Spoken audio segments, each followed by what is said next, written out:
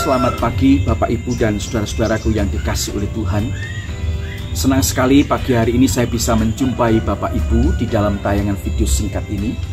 Sebelum kita membaca dan merenungkan kebenaran firman Tuhan, terlebih dahulu kita akan tunduk kepala, kita berdoa. Mari kita berdoa. Bapa di surga, kami sangat bersyukur, berterima kasih kepadamu ya Tuhan. Oleh karena anugerah Tuhan kami boleh ada dan tubuh kami sehat pagi hari ini. Kami bersyukur ya Tuhan untuk kesempatan yang Tuhan berikan kepada kami untuk kami boleh membaca dan merenungkan firman-Mu. Tuhan, tolonglah kami supaya firman-Mu hari ini menjadi berkat bagi kami semua.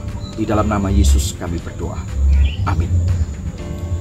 Saudaraku yang dikasihi oleh Tuhan, pagi ini saya ingin mengajak Bapak Ibu untuk kita sama-sama membaca satu bagian firman Tuhan di dalam Galatia pasal yang kedua. Kita melanjutkan pembahasan kita di dalam Galatia pasal yang kedua ayat yang ke-15 sampai 21.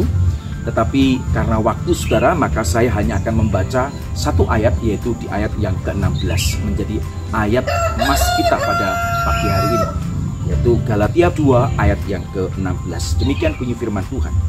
Kamu tahu bahwa tidak seorang pun yang dibenarkan oleh karena melakukan hukum Taurat, tetapi hanya oleh karena iman dalam Kristus Yesus. Sebab itu kami pun telah percaya kepada Kristus Yesus, supaya kami dibenarkan oleh karena iman dalam Kristus dan bukan oleh karena melakukan hukum Taurat. Sebab tidak ada seorang pun yang dibenarkan oleh karena melakukan hukum Taurat. Saudara, apa yang menjadi persoalan terbesar dalam hidup manusia? Masalah terbesar dalam hidup manusia sesungguhnya adalah bukan masalah ekonomi, bukan masalah keluarga. Memang itu masalah bagi hidup kita, tetapi masalah terbesar dalam hidup kita adalah dosa. Kenapa? Karena upah dosa adalah maut, yaitu kematian yang kekal. Dan celakanya saudara, tidak ada seorang pun di dalam dunia ini yang bisa menyelesaikan masalah dosa, kecuali hanya satu pribadi, yaitu Tuhan Yesus Kristus. Hari ini saudara, saya ingin mengajak saudara untuk merenungkan satu kebenaran firman Tuhan dengan satu tema, dibenarkan karena iman kepada Yesus Kristus. Hal yang pertama saudara, tidak seorang pun dapat dibenarkan oleh karena melakukan hukum Taurat.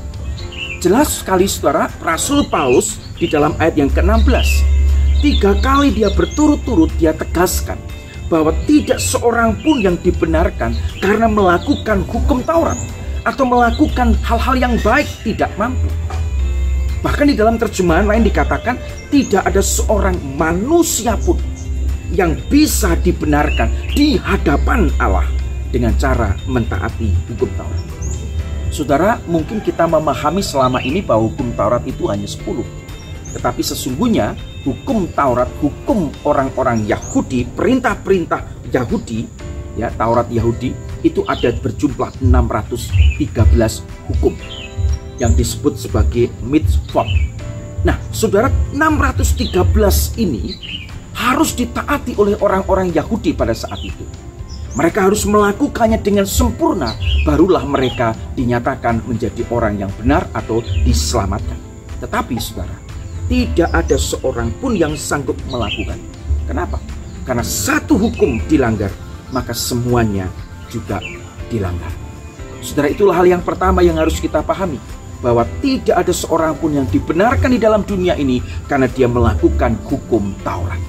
Nah saudara, kalau tidak ada seorang pun yang dapat dibenarkan kalau melakukan hukum Taurat, maka yang kedua saudara, orang berdosa hanya bisa dibenarkan oleh karena apa?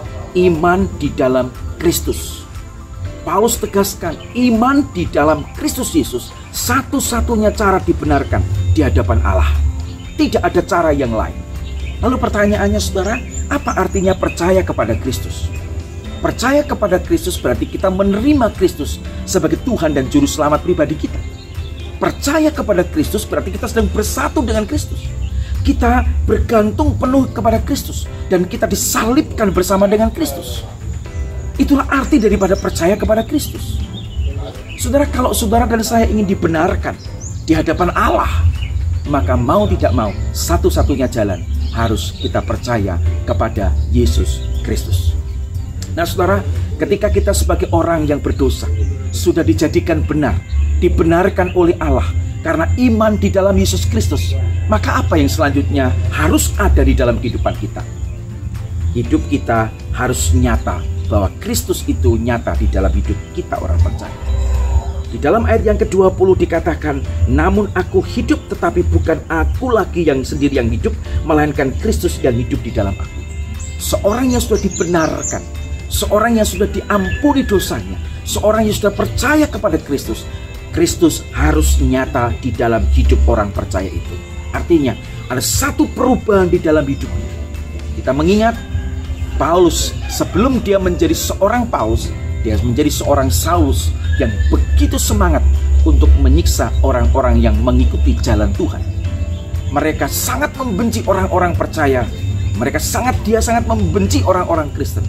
Tetapi setelah dia bertemu dengan Yesus, berjumpa dengan Yesus, ada satu perubahan yang luar biasa di dalam hidupnya. Dia sekarang bisa berkata, namun aku hidup, tetapi bukan aku lagi yang hidup, tetapi Kristus yang hidup di dalam aku.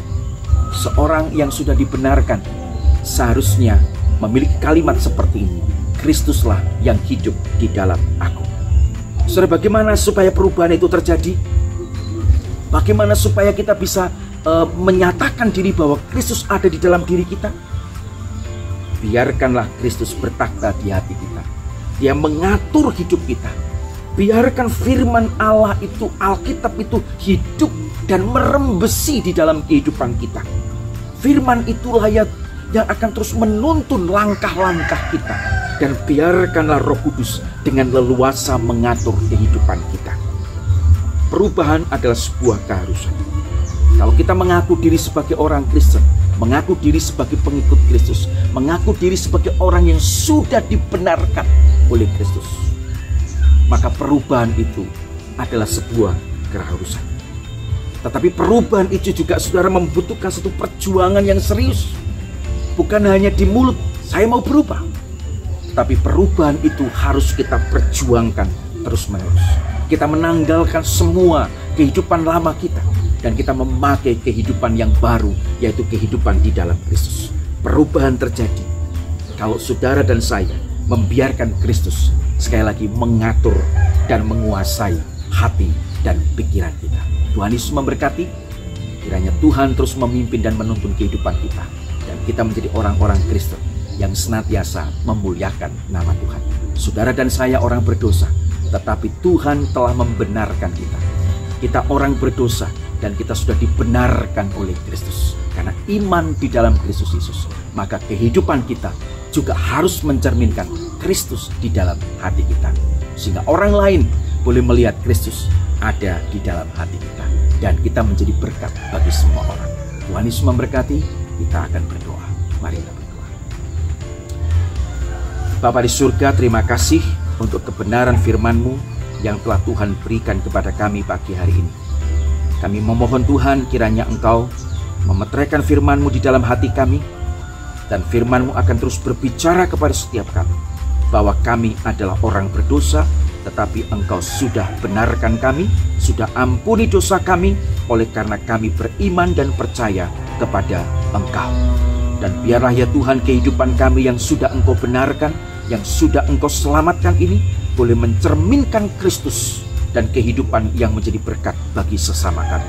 Terpujilah nama-Mu, di dalam nama Tuhan Yesus kami bersyukur dan berdoa. Amin. Tuhan Yesus memberkati kita semua. Haleluya.